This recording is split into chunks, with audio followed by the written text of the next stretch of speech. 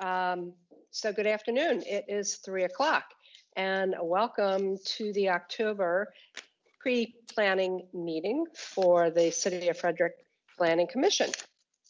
We have a fairly full agenda, so we're going to start right away with item A, which is a consent item, and it's a final site plan for TKO Westridge Square.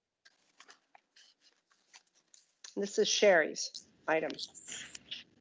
So the only thing, the applicant did resubmit, and there was the question that was brought up about adding the sidewalk along the entrance, and the applicant decided not to add it. They stated reasons of there's a light pole there, and also that since the ATM is designed for cars and not pedestrians, they wanted to forgo adding the sidewalk in. Okay, so Ron, I knew that was your request. Yeah, I don't think there's any finding that can cause that to happen, but nor any expert testimony, unless it was in the city's staff report requiring it. But you know, yeah, no, there wasn't, unfortunately. So I sort of get it, especially since they made the point about safety. They actually think that pedestrian and bike traffic to the ATM would not be safe. Yeah, I think the nexus is weak also. I think it was a slightly larger project, something more than a money machine. I think we would have had a good cause to cause that sidewalk to happen, but I'm good. Thank you. okay, that was for that one. Okay, the next one, item B, is the architectural review for the preserve at Aurora. Thank you, Gabrielle, with the planning department. So the elevations have remained largely the same since we saw them at the workshop. However, they did respond to the two comments regarding kind of the starkness of several of the facades, specifically the single family detached unit, the Galen. They did add trim above, I believe it was aluminum or vinyl trim above the garage door to kind of differentiate that space from the flat facade of the house. And then on the Anstead A1 townhouse facade, they did add board and batten shutters to the double windows on that unit, which is consistent with what they were providing on the other unit. So I'm not sure, I didn't pick up on it earlier. I'm not sure why they weren't providing it on that one as well. But I think that was probably, looking at it in comparison to the new version of it, it definitely was a lot blander without that. So I think that helps dramatically. Other than that, we don't have any recommended conditions of approval, and I can answer any questions. So I may have done this in the past. I think I did go through the different commissioners, and I just realized I'm not doing that now, but I can see everybody's face. So I'm okay as long as it proceeds in an orderly manner, that we raise our hand or speak up. That's good. The only comment I have is D.R. Horton has two projects that I'm aware of in the county. Are there any others in the city? They are doing this one, the preserves. Trying to remember where their name came up somewhere else recently. Out on Yellerton, Kellerton, right? Kellerton, no, is no. I'm blanking on who Kellerton is. I'd say in the county, one of our least favorite architectural designed communities just happens to be a D.R. Horton least favorite, we call it, off of English Muffin Way. If anybody want to travel down that way between New Design and off of New Design Road. They have another one buried in the middle of Westview South off of Executive Way. But I'm not. This is not my expertise. But and I don't know how one could I certainly can't comment. I'm just, for those of you who may be more into architecture, more knowledgeable about architecture, you might want to see if this looks like any of that in real life, and then that might give you some idea. But and maybe these models don't even come close to matching that. I don't know. Just a comment.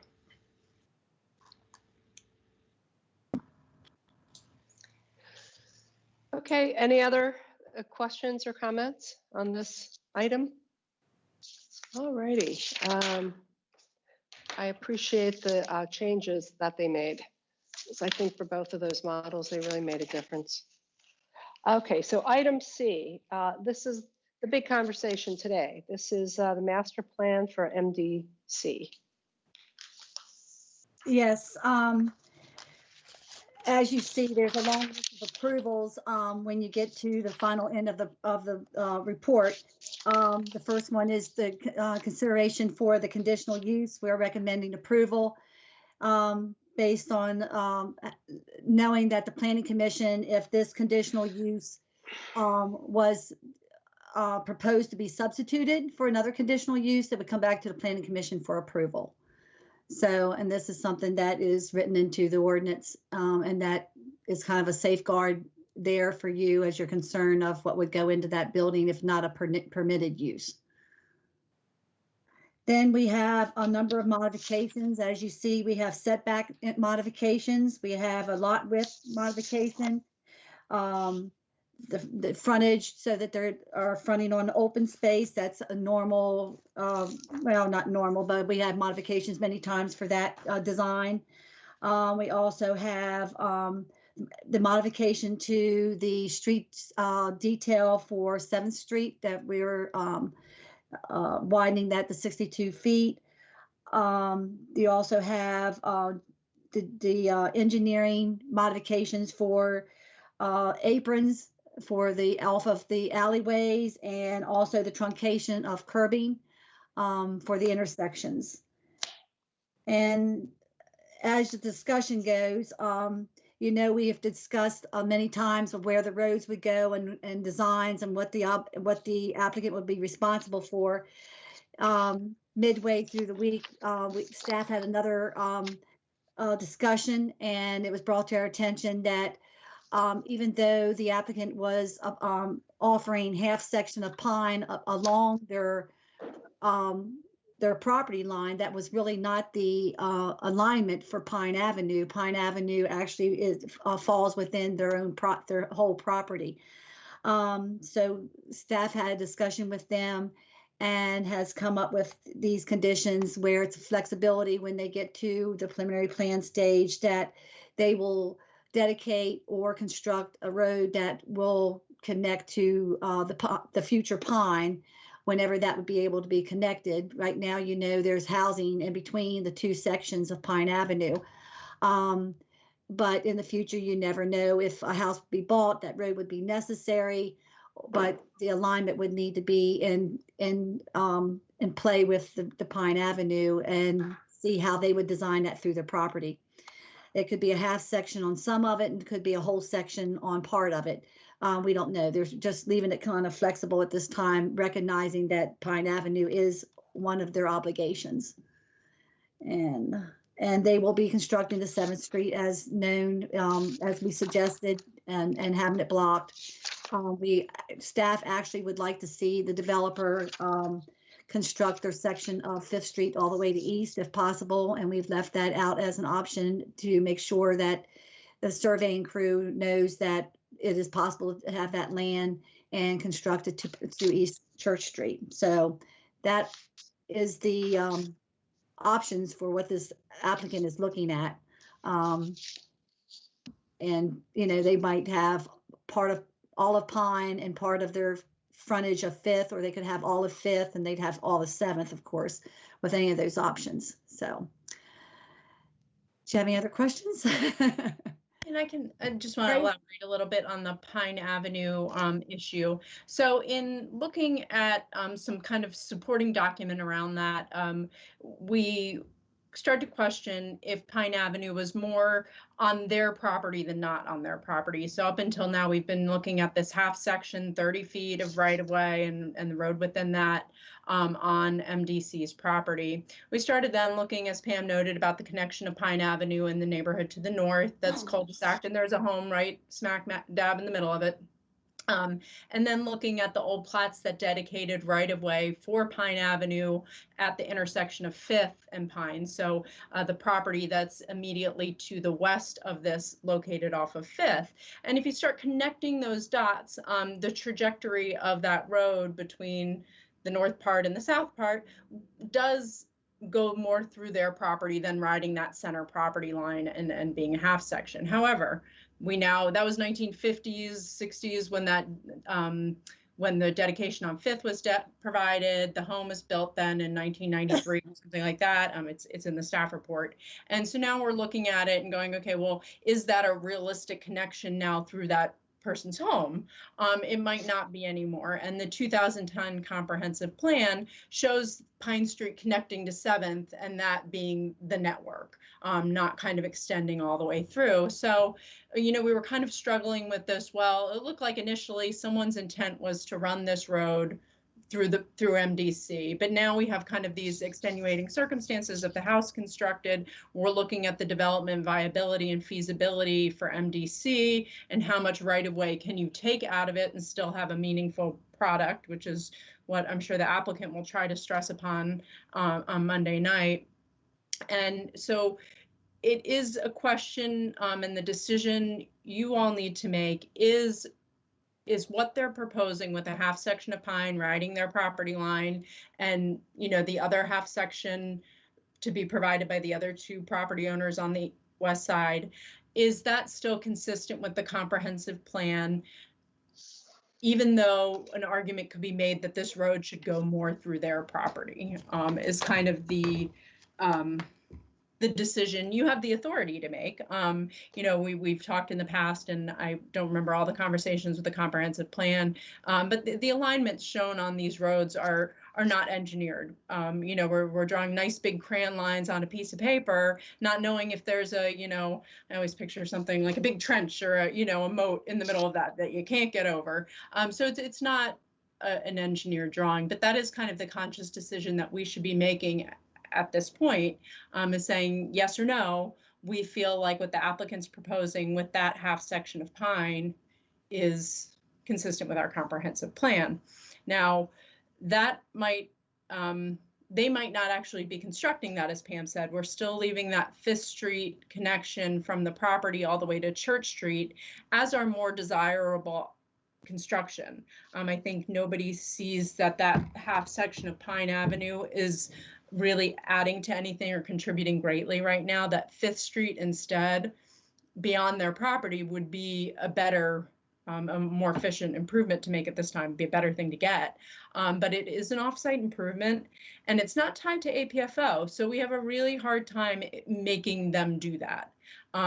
It's something that they've said, yes, we think it's better for our development. They've said they want to, however, they're afraid to commit at this point because they don't know all of the details about what it might cost to get that constructed. So that's still going to all play out at the preliminary, but we have to be satisfied, kind of worst case scenario, that what we're getting is Pine. They would still be dedicating the right of way, whether they build 5th or not, all the way through. We'd still ask to keep that right of way for Pine for the future. But we have to be confident that we'd be, that what we're going to get if they can't build 5th is consistent with our comprehensive plan. So can I confirm? I thought this is saying if they cannot build the extension, the off-site extension of 5th, they will then construct their half section of Pine. Exactly. Okay. I thought one of the last things you said was something like they will still dedicate Pine. Yep. Right. If they build that 5th Street, the extension that we all want, they'll still dedicate right of way. Oh, We'll okay, still if they have that- build that, they'll still, okay, got Yeah, it. we'll still have that land set aside so that someone somewhere can build that road, that we don't have to, claim eminent domain or knock buildings down, that'll still be set aside and available for us, but they won't construct anything in it. Exactly. So A that's, question regarding the conditional use. Has anybody on staff gone through all of the possible things that would be allowed in there if we approve that conditional use, to look and see if there's any subset of that warehouse conditional use that we don't want to have in there? I gather we can, since this is conditional, we can put limitations on what can or can't be in there, correct? are you talking about the types of warehouse office Yes, use? yes. Like it's a warehouse for a party rental facility, or it's a warehouse for, we have not, because we don't, generally when we're classifying land uses, that is the land use category. So we would, Okay, whether you're storing, umbrellas or, I don't know, construction equipment, it's still office warehouse storage use, and the impacts are going to be the same. all right. But within the definition of that office warehouse, does it preclude hazardous waste, anything that could be inappropriate to have so close to residences? It does not, but your conditional use criteria do. So one of the things, and I'm trying to find them real quick. Some of the decision-making criteria and the criteria that we have to look at that are in your staff report are that the applicant has to provide guarantees that there will be no hazardous or obnoxious effluent, Okay, those sorts of things. So, if someone came in with a use that had reason to give us pause, that created those sorts of impacts, I think under the conditional use criteria, we would have a mechanism to say that it's not consistent. okay.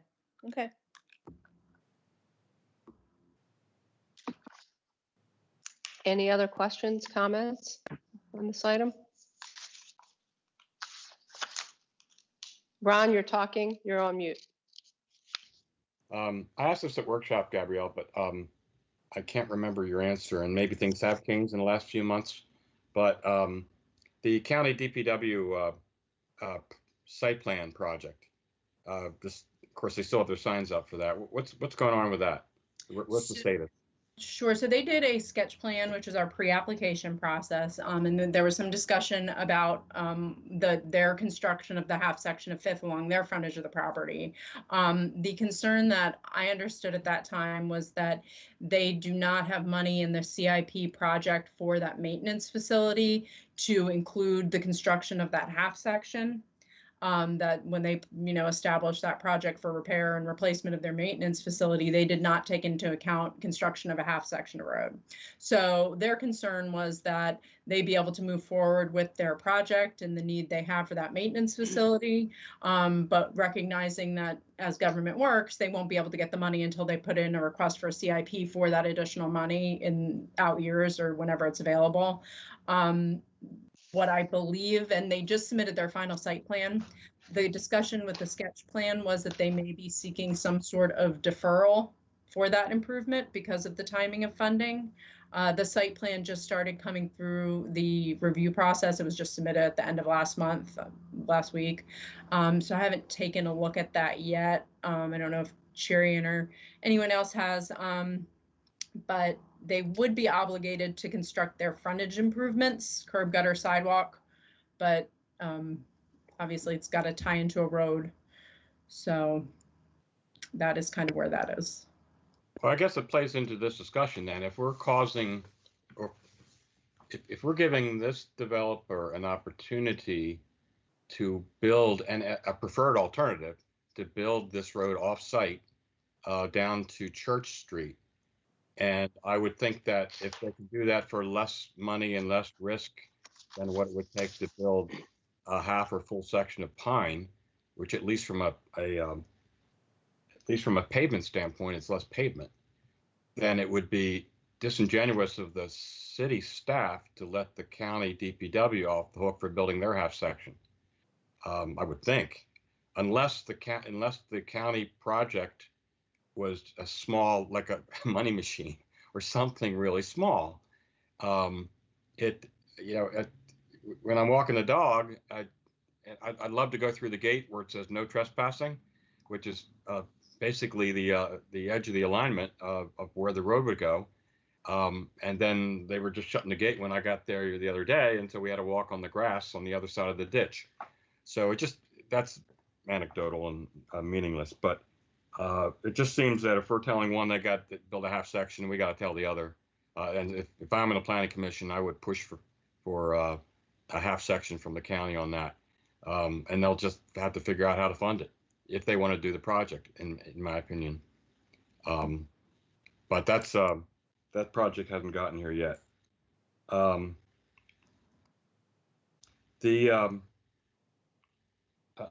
Also asked staff back at workshop, and this goes back to the fact that I want to make sure 7th Street's not a dead end street. You know, I would love to know if there's a reasonable probability that 7th Street would be connected to East in the short to midterm future. And for Monday, I need something from the county, DPW, I guess, answering that question.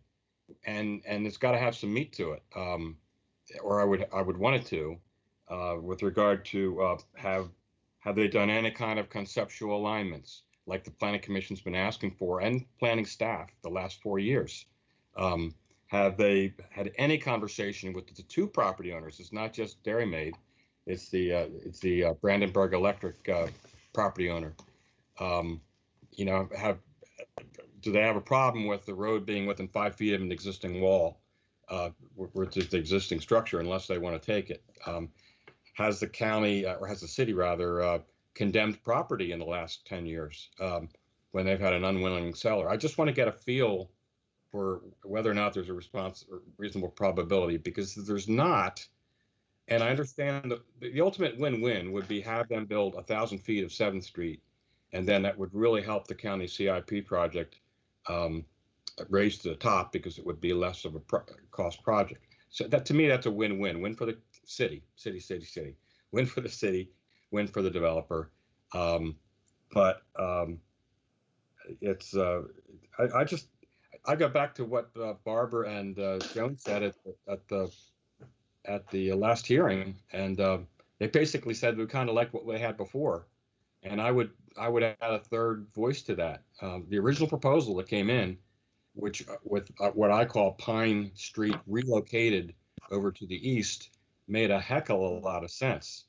And I would think that Pine Avenue, I guess, if 417 Navajo wasn't built, I could see the importance of Pine going all the way up to Navajo, and then you'd have some great redundancy, especially for the development to the north. They'd have a third major in and out, as opposed to just two for that many homes. But it's not, and if the city's not in a position to want to buy a house or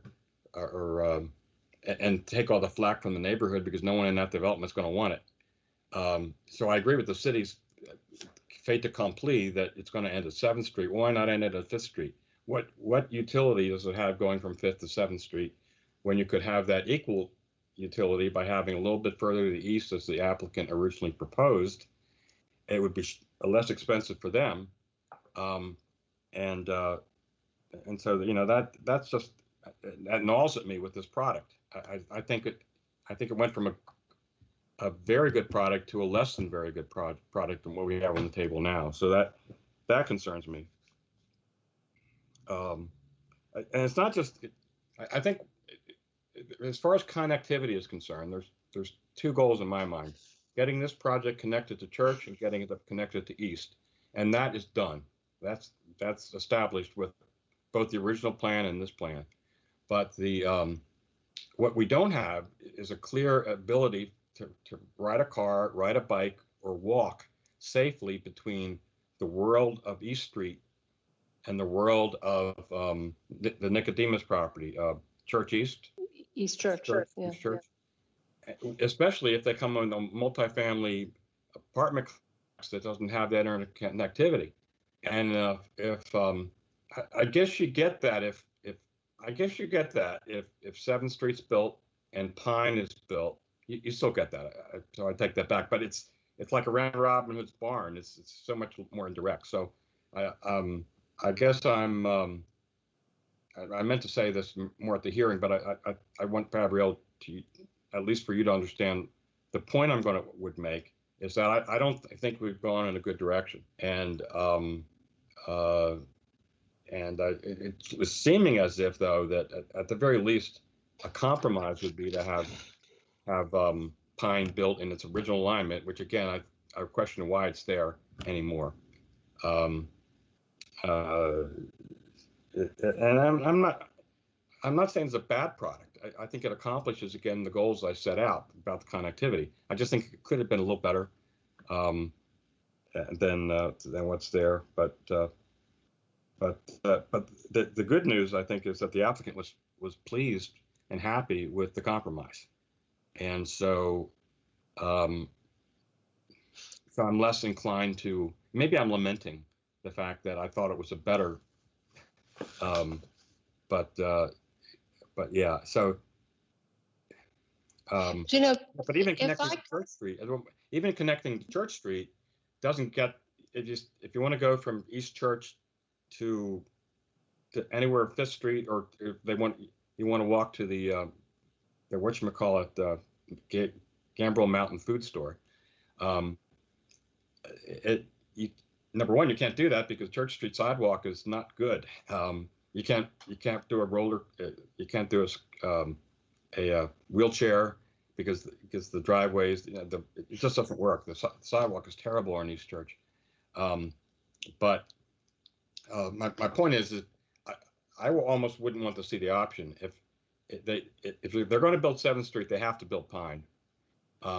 Getting to East Church is less important, in my opinion, than connecting Pine 7th and 5th, because getting to East Church, again, I'm going to say this a little better, means that people that want to go from East Church to East Street still has to come out to Church Street. And I'd much rather the ability to get from community to community as part of a grid of local streets than to have to come out onto an arterial roadway where the speeds are greater and the sidewalk is terrible and things like that. So it just, I'm contrary to what was discussed at the hearing. I think Pine is crucial. If you're going to build 7th, you got to build Pine. No, but what I liked about that, about the original, and it sounds like it's similar to you, is we had an immediate connection, whereas these other options sort of get us someplace, but not fully. So we have partial streets. Yeah. I thought the planning department's issue with the original connection had to do with that really one of the most important things in the comprehensive plan was 7th. And for the city to build it, it was going to be expensive. So the city was not going to take that on. And they wanted the developer to do it. But I guess it's should that really be driving the train here versus a reconsideration of, now that we have this option, which wasn't even considered in the comprehensive plan, could we rethink that sort of the connectivity in that whole area? Do you want to just focus on, that this is a good conversation, and this has been months and months for everyone of having this conversation. With our pre-planning commission field trip, we should try to keep it kind of limited to less discussion, more kind of yes and no, just until we have the applicants' input as well, because they are a huge part of this discussion. So just want to throw that out there in terms of the content of our discussion today, that we want their input as part of these deliberations. But I just want to say that I understand talking about if the roads aren't in good shape or where they're immediately going to, but I think we have to have faith in the fact that roads will get repaired and that we will get connection to 7th Street, because that is a major road that is needed. And I think a staff going to look at for 7th Street is the fact that we want to push that through. So would think that maybe future administrators or whatever would support that somehow. So anyway, that's just my 2 cents. Yeah. So Ron brought the issue up earlier about realistically, if we get 7th Street up through this property, realistically, does that or can that change the timeline for how the city completes the rest of it?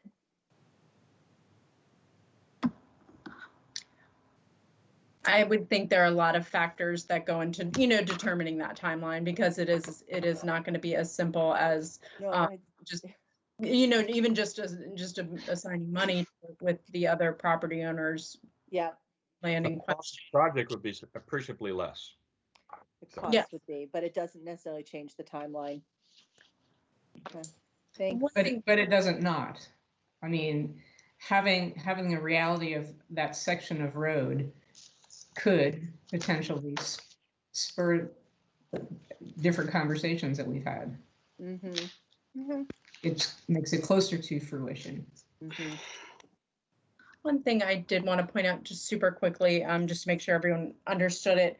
'Cause in our recommendation about Pine, we said that if we are in agreement that this half section on their property more or less is consistent with the comprehensive plan, that 30 feet might not be adequate to create the proper alignment. So even if we're saying half section and we're calling it a 60-foot right of way, at the time of preliminary plat and site plan, we do want the discretion to get maybe more than 30 feet out of them. We're not saying the whole road, but that in order to make that proper alignment at the intersection with 5th and the section below 5th, that it might be more than 30 feet. So I just want to make sure everyone's aware of that was the flexibility that was discussed in the update section. Right. Great. So Cherry, and I see that you're showing your face. Do you have something to add to this conversation?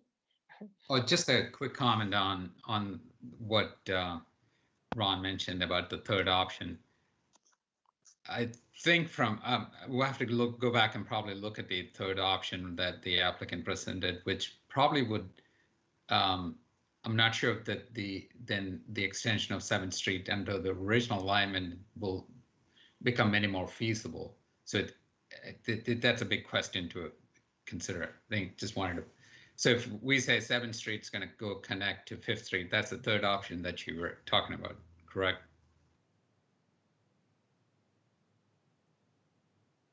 I'm not quite sure what I'm following what you're saying. The I'm not third talking about option what that alignment with 7th Street on. I was just talking about the connection between 7th and 5th. Should it be in the Pine alignment or should it be in the applicant's alignment? That was my issue. correct. The applicant's alignment I have to go back and take a look at the concept that the plan they submitted. I don't think they were thinking of extending, so providing that connection and providing right of way to extend 7th Street on the original alignment, both were in that. So which means that you may lose that original 7th Street alignment. Which is why I said I understand. Again, we should probably discuss this in the hearing, but which is why I said building 7th would be a win-win for the city and for the a win for the city at least. But I think if the planning commission can get a win-win for I should say the community and for the city taxpayer, that's great.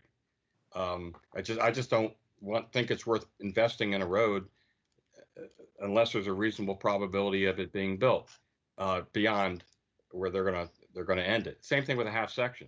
You only want to allow someone to do a half section or maybe 2/3 of a section, because there really is no half section if you want to get it done right. It's more like 2/3. You only really want to allow that if there's a reasonable probability that the neighbor will be coming forward with a new project in the short to midterm. And a lot of these businesses along East Street, well, you don't know. So anyway, Yeah. Yeah, and I think that's the thought process I think we all used as well, to say that it's important to keep that compliant network. Then Oh, yeah. short circuit this. Yeah, I agree. All right, thank you. Okay. Great discussion. Okay, guys. So this takes us to D, and both D and E are Industrial Center East. The first is a final site plan, and the second is the combined forest stand delineation. Yes, so for the final site plan, we just have some conditional or conditions of approval, just some cleanup items that need to be noted on the plan. And then we're also a couple of outstanding comments from Washington Gas that need to be addressed. So that was it as far as that one goes. And then for the forest plan, just one condition, the recordation of the landscape easement for the buffer that has to be done prior to unconditional approval. Okay. And I didn't see any changes or comments as a result of our workshop, right? Correct. I think everything, the questions that were asked were addressed at that time. I think one had to do, let me go back and look at my notes. With the storm water, there was a question about the storm water and the impervious surface. And that was it for those two. Any commissioner have any questions or comments on this? Ron? Just want to back to Gabrielle, on NBC, there's nine modifications to, is this like a subdivision where we have to do 9 separate motions? Yes, I'm sorry. Okay. Okay, be prepared. Sorry, thank you. Okay. All right, so we're all good for Industrial Center. That takes us to item F, and this is the Clearview Communities final site plan. Yes, and just for this one, I did include the photos that the applicant had submitted. That was part of your package for the hearing, and then which I emailed those to you after the workshop as well. So hopefully you guys got those. And then of course there are 6 modifications that they're requesting, recommending approval for those.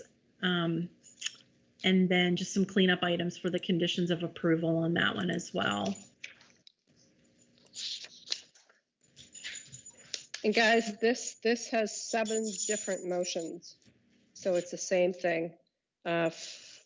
6 modifications and the final site plan. And this is this the one with the missing staff report?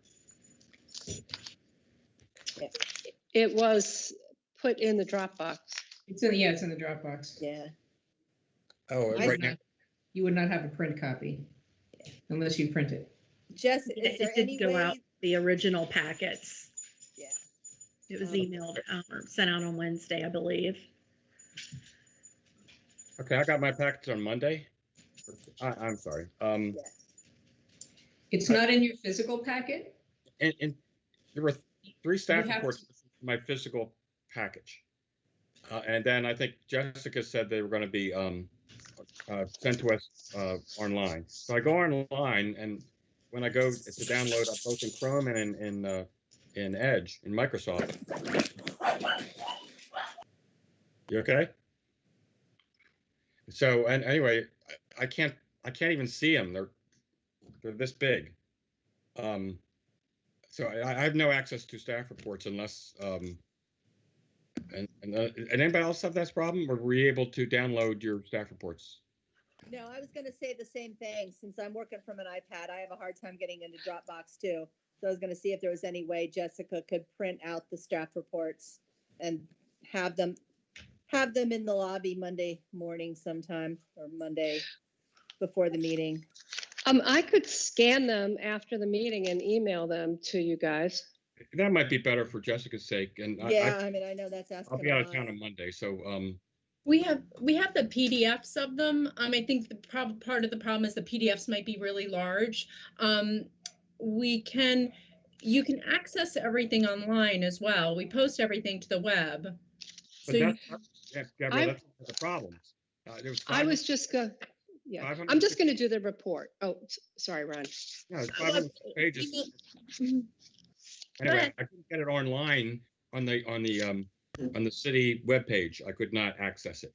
So I think Barbara had the best solution if she's so willing to scan it and forward those.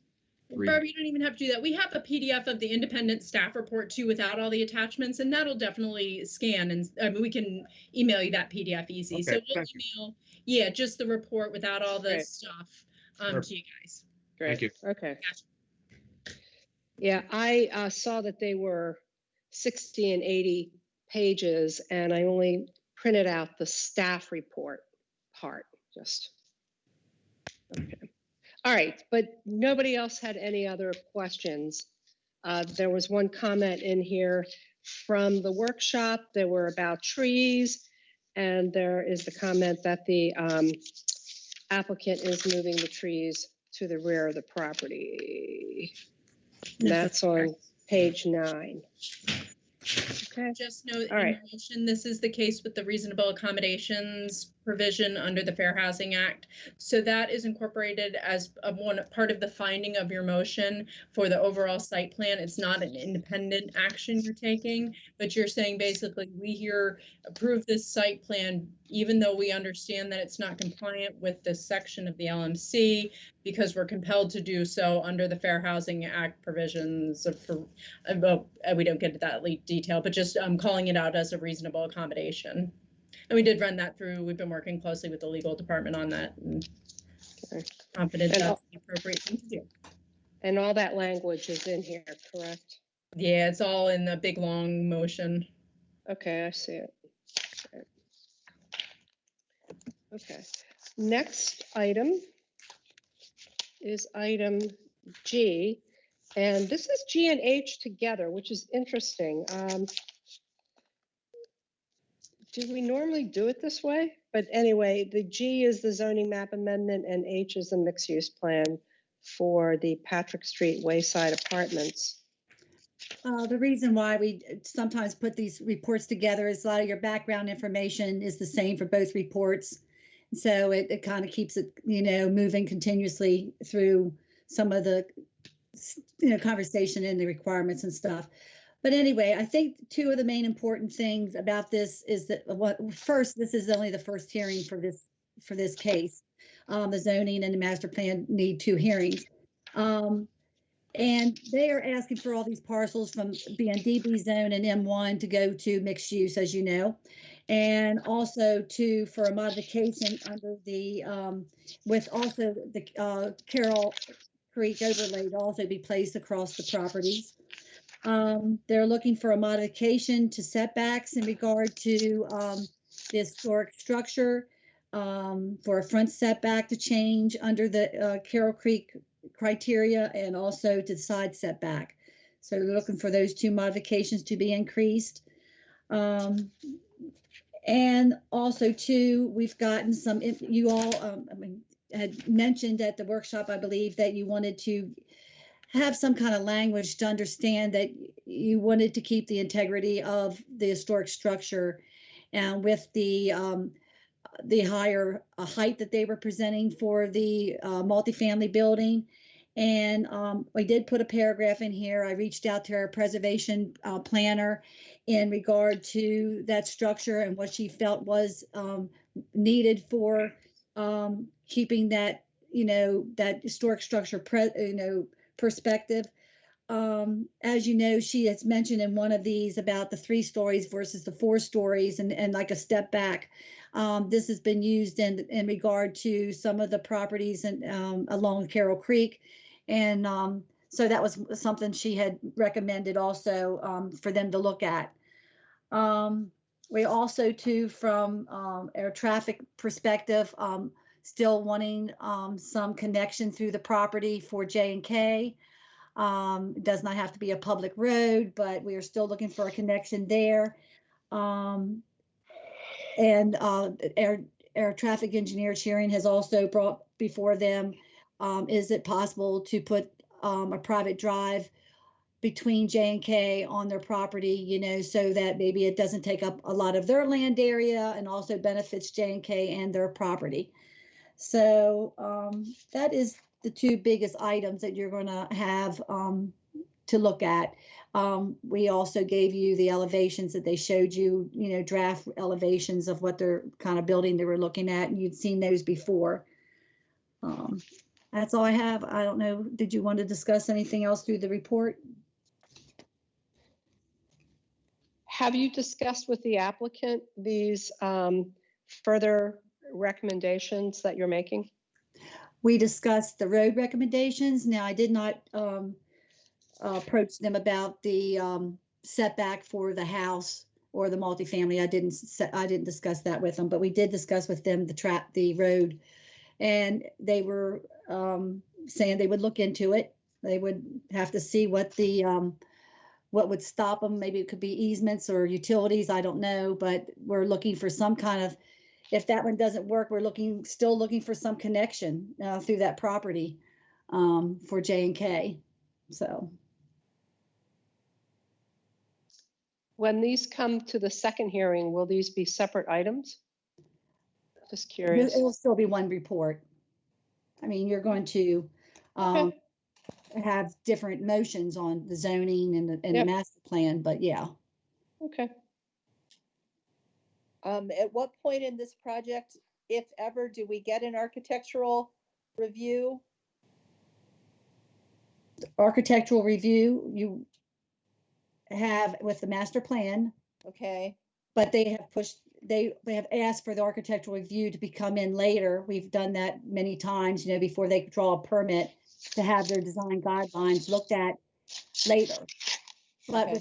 with the zoning and the master plan, if you decide you want to condition something on the fact that you know what you want to do for setback for the buildings or height or something to take care of that historic structure, you have the ability to attach conditions. Under the Carroll Creek overlay provisions, which this will all be in, at the time of site plan approval, anything that's not also within a historic preservation overlay, anything in a historic preservation overlay is handled by the HPC. Right. But at the time of site plan approval, you actually have to issue certificates of urban design compliance and certificates of architectural compliance. Okay. So that's all a function, likely because this site is a master plan, but it's only really one site. That'll all be a part of that process, and that would be for compliance with the CCO provisions. Okay. Great, thanks. So if someone has particular thoughts about this, I guess the hearing would be the opportunity to bring up those thoughts. Would that be the right venue? Yes, yeah, I think we should. Okay, all right. Kind of those ideas for then. And I would encourage, if you do, let's talk about it. And as Pam noted, with the conditional rezoning, not only do we have all those great provisions of the Carroll Creek overlay and that oversight there, but we have, and that's why it's important to have some design discussion. Yes. We have that added level of authority. I mean, we had the discussion at the workshop and they sounded amenable to, making some design changes. And it'd be good to have the discussion officially at the hearing and make sure we get some review at some point, so. Was there any comment from the NAC at the, I assume this has been at one of your development review NAC meetings, which seems like a great way to do it. I don't remember any comments coming from the NAC. Which NAC is this in? 12? This is 12.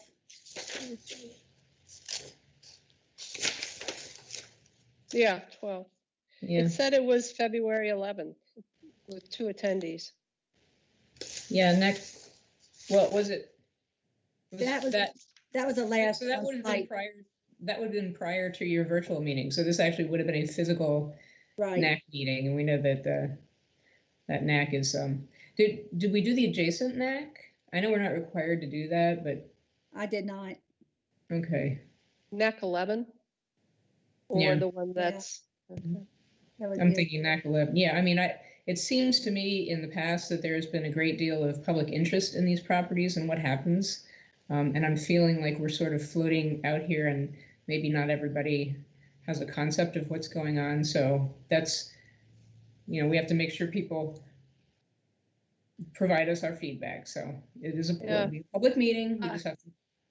I have not discussed this with her, but I am aware that the chair of NAC 11 was listening to our workshop a couple weeks ago. Yeah, well, I would hope we're not discussing cases. So. Anything else on this one? Okay. No. The next one is, actually, it's the last one. And this is the annexation for Winpenny Tell property. Yes, thank you, Gabrielle, once again. So let's see, from follow-up from the workshop, Commissioner Manalis had asked if we had gotten any feedback from Frederick County's Department of Fire and Rescue Services. We did reach out to the chief slash director of Frederick County's Rescue Services, and he indicated no comments, but that this project, as well as an upcoming annexation, will be nicely served by the new North Gate Fire Station, which is expected to be in service in late 2021, which would be well before any houses would be built out here.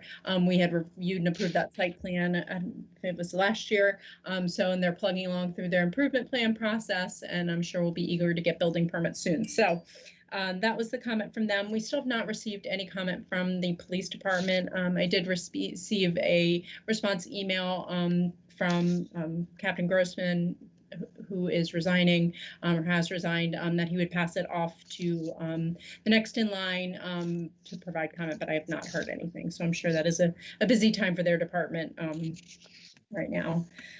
With regards to the recommendations that we have for you to make as recommendations in your letter to the mayor and board, I just wanted to touch briefly on those. With regards to the transportation related improvements, we did have that recommendation for the pro rata share contribution towards regional road improvements. City regional road improvements would include Christopher's Crossing, but also that they make a contribution towards the county's CIP for Christopher's Crossing, which includes some widening work. In addition, we have identified an opportunity for the proposed internal trail connection to connect not only to the east in the Tuscarora Creek PND, but also potentially to the west with the county's H&F Trolley Trail via Winpenny Tell Drive and Yellow Springs Road. So we have included that in a recommendation as well. Moving on to the water and sewer related items, I think at the workshop we had discussed a potential need for a water tank site or contribution to the tank itself. At this point, we've looked back and the Kellerton annexation is required and has reserved on their plan to require an area for a water tank. There was some discussion about whether that was the best possible location for a water tank. At this point, we are recommending just that this applicant contribute a pro rata share contribution towards the actual physical construction that we feel secure with the land that has been dedicated. The other conditions are related to the extension of a water main has to occur either through Yellow Springs Road or through the Tuscarora Creek PND to the site. And then we had discussed concerns about the ability to serve the property because of the elevation in terms of not needing to have a water pump. But my understanding from our engineering staff is that all of the documentation the applicant has provided suggests that that would not be necessary to serve any of the property. However, we do want to make sure that it's incorporated in the resolution that those properties will not be served with a water pump station. I'm sorry, and if it were to be needed, that they would not be permitted. That basically it was just kind of a no-go. So that is the language in your recommendation. We haven't drilled in on the contribution, the amounts, and those sorts of things. That will be a product of our discussions with the mayor and board from here on out. But hopefully those account for all the anticipated needs that we see with this project. Happy to answer any questions. Gabrielle, this is, maybe I'm not remembering, but this is the first time I've heard a condition that the monetary contribution be made to the county CIP. That seems a little unique. It does. Cherian actually was very astute, and he had raised the question in, I guess, talking and doing the traffic analysis with county staff, because they also reviewed what was submitted, whether that was something that we could do. We did consult with the legal department to make sure that that was, you know, basically asking for money for somebody else, and it was there were no concerns about that. So I think it'll be the logistics of determining the amount of the contribution, and then how that contribution is logistically made directly to the county, and how we check that off of our box that that was done, or how that works. Well, we've been working that the other direction, where the county is county developers contributed towards city CIP projects over some time. They did for the intersection of Gas House Pike and Monocacy, there by near the golf course, and also to help pay for a little bit of what's called Butterfly Relocated. So and we've met with Ms. Dorcas so that the bean counters talk to each other. So it's nothing. I guess it's unprecedented from the city contributing to a county side, but I think logistically it's been the things have been resolved as far as administrative. Yeah, don't get me wrong. I'm not raising any objection. It just it piqued my curiosity because it's the first time that I had seen that. But I think it's an interesting idea, and it gives us the ability to look just a little bit more holistically at some of these mutually beneficial projects. Yeah, in fact, the county's APFO was written in such that they are encouraged to require developers to look outside the county to other counties or the city or munis as necessary, because the public doesn't know where the political line stops and starts, and neither do the traffic trip. So I think it's a good concept if we can be reciprocal within, so long as the other jurisdiction is acceptable to the physical improvement. Mm-hmm. One quick just correction to Gabrielle's comments that Acting Chief Grossman is retiring, not resigning, after 23 years of service. And we're sorry to see him go, but yes, there's some transition over there. Oh, Gabrielle, has the county given their input yet? On the Winpenny Town? County planning. On the terms of the traffic portion of the Winpenny, or The annexation. they provided no comment. But they have to, obviously, because they can slow it down, but they can't stop it, right? Correct. In the annex, they have the option to not approve the consistency with the comp. They express approval for consistency, in which case they could decide not to approve that. Then it would be 5 years kind of holding pattern. Okay. Are they late in their response? We routed it to them when it came in last year, and I have not gotten any feedback. I can't recall if we routed it out more recently. Okay. Thank you. All right, any other comments on this one? Yep. Nothing else about the meeting then on Monday? So Just want to let you guys know I will be, or might be, a few minutes late checking in. I have a medical appointment late afternoon in Gaithersburg, and I don't know what northbound traffic looks like these days. So who knows? I will do my best, but I might get stuck. thanks for letting us know. All right, so with that, the meeting is adjourned. All right. See you guys Monday. Thanks all.